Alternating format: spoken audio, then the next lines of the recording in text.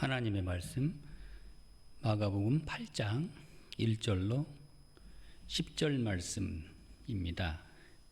오늘 함께 우리가 볼 말씀은 마가복음 8장 1절로 10절 말씀입니다. 오늘 본문에는 역시 예수님 앞에 많은 무리가 모였습니다. 많은 무리가 모일 때 문제가 생기는 것이 있습니다. 바로 먹는 것이 문제입니다. 그렇습니다. 인간이 존재하는 한 먹는 것, 마시는 것, 입는 것, 항상 의식주가 문제입니다. 오늘 말씀에 1절 말씀에 그 무렵에 큰 무리가 있어 먹을 것이 없는지라 예수께서 제자들을 불러 이르시되, 이렇게 많은 무리가 모여 있을 때 먹을 것이 없어서 다들 큰 어려움에 직면한 것입니다. 자, 이럴 때 이 먹는 문제, 경제 문제, 의식주 문제를 해결할 수 있다면 굉장한 위인일 것입니다.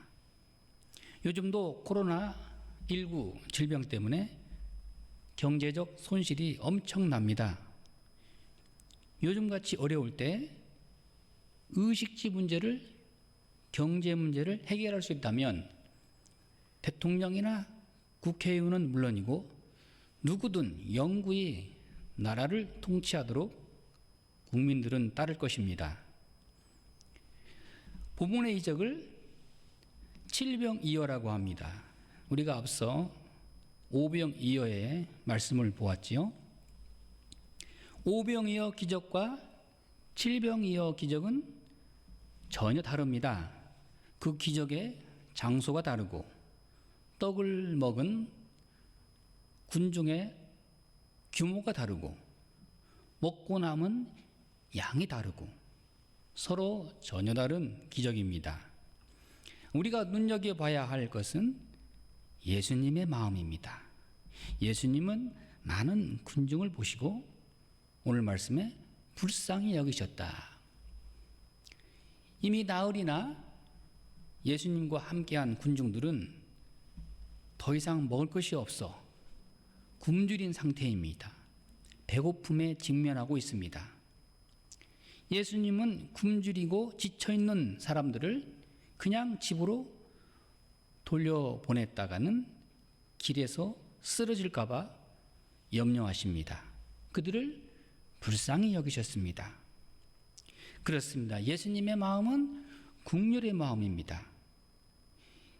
이 많은 무리들이 각각 어떤 동기로, 어떤 목적으로 모였든지 예수님은 그들 모두를 긍휼히 여기셨고 안타깝게 여기셨습니다. 오늘 우리 시대에는 우리 이웃에 대한 긍휼의 마음이 있어야 할 것입니다. 측은히 여기는 마음, 사랑의 마음이 더욱 절실히 필요한 시대입니다. 여러분, 우리 이웃이 누구인지, 어떤 사람들과 함께 살아가고 있는지 우리는 무관심 속에 살아가고 있습니다. 아니, 이웃이 죽어나가도 아무도 모릅니다. 우리는 타인에 대한 배려, 긍휼의 마음으로 이웃을 보아야 합니다. 그런데 서로 비방하고 적대시하고 서로 편가르게 하고 나와 다른 사람을 무조건 무시하고 또 내 이득만 생각하는 그런 극단적인 사회 분위기 속에서 우리가 살고 있습니다. 예수님은 마태복음 9장 13절 말씀에 너희는 가서 내가 긍휼을 원하고 제사를 원하지 아니하노라 하신 뜻이 무엇인지 배우라. 긍휼을 우리 예수님께로부터 배울 수 있기를 바랍니다. 예수님은 영적인 필요는 물론이고 육체적인이고 또 힘들어하는 이런 병들고 어려움을 겪고 있는 사람들을 불쌍히 여기셨습니다. 오늘 말씀에 멀리서 온 사람들을 더 예수님은 생각하십니다. 저는 어느 목회자 모임에 참석을 하게 될 때 멀리서 왔다고 더 반가이 맞이해주면 그렇게 고마울 수가 없습니다. 주님의 사랑은 이와 같이 구체적입니다. 깊은 관심을 가지고 사랑으로 그들을 불쌍히 여기셨습니다. 말과 혀로만 하는 사랑이 아니었습니다. 요한일서 3장 18절 말씀에 이렇게 말씀합니다. 자녀들아, 우리가 말과 혀로만 사랑하지 말고 행함과 진실함으로 하자. 주님의 긍휼의 사랑이 우리 가운데 나타날 수 있기를 바랍니다. 오늘 본문의 말씀에 예수님께서 너희에게 떡 몇 개가 있느냐 물으실 때 문제는 제자들의 반응입니다. 어떤 반응을 보였습니까? 그들은 말하기를 이 광야에서 4절 말씀에 이 광야 어디서 떡을 얻어 이 사람들로 배부르게 할 수 있으리이까? 그렇게 그들은 예수님의 긍휼과는 정반대의 마음을 가지고 있습니다. 그들의 마음은 이 광야에서는 안 됩니다. 불가능합니다. 이 광야에서 떡을 어디서 구할 수 있습니까? 현실에 맞지 않는 것입니다. 제자들은 일단 예수님의 마음에 부정적인 반응입니다. 그들이 강조한 것은 광야. 그러나 예수님은 광야에서 이미 벌써 4,000명이 넘는 사람들을 먹이셨습니다. 5,000명이 넘는 사람들을 배불리 먹이셨습니다. 자, 그런데 제자들은 이 광야에서 이 많은 군중을 어떻게 먹을 양식을 구할 수가 있습니까? 즉 예수님의 마음을 헤아리거나 예수님의 긍휼의 마음을 이해할 마음이 없습니다. 예수님의 마음은 지금 긍휼에 있습니다. 그런데 제자들의 마음은 삭막한 광야만 보고 있습니다. 많은 무리를 불쌍히 여기는 마음이, 긍휼히 여기는 마음이 이만큼도 없습니다. 그렇습니다, 여러분. 항상 우리 마음이 문제입니다. 어떤 장소도 중요하지만 어떤 마음이냐가 더 중요합니다. 어떤 마음으로 생각하고 바라보느냐. 예수님 말씀하십니다. 너희에게 떡 몇 개나 있느냐? 예, 7이로소이다. 한 사람 정도 먹을 양의 아주 적은 양입니다.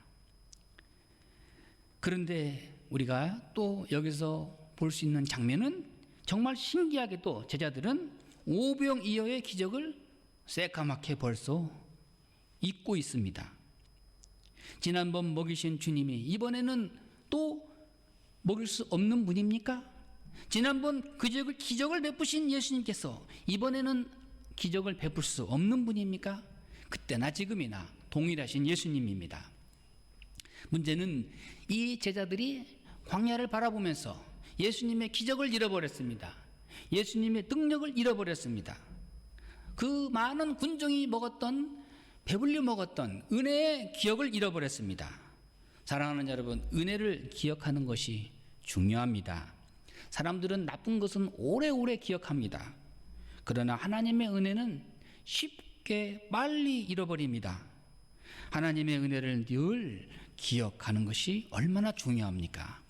시편 103편 2절 말씀에 내 영혼아 여호와를 송축하며 그 모든 은택을 잊지 말지어다.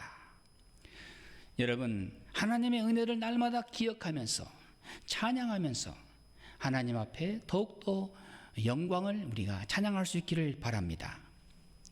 예수님은 제자들에게 명령합니다. 많은 무리들을 땅에 앉게 하라. 그리고 떡과 물고기의 많고 적음을 말씀하지 않으시고 곧바로 만찬을 즐길 준비를 시켰습니다. 주님은 떡 7개를 가지시고 그리고 축사하십니다. 역시 감사가 먼저입니다. 일용할 양식을 주신 하나님께 감사 기도를 먼저 하신 것입니다. 오병이어의 기적과 마찬가지로 예수님은 감사하신 이후에 그리고 기적을 보여주셨습니다. 항상 어떤 상황 속에서도 감사가 기적을 낳는다. 잊어서는 안 될 교훈입니다. 작은 생선 2마리를 가지시고 또 축복하시고 그리고 나누도록 하셨습니다.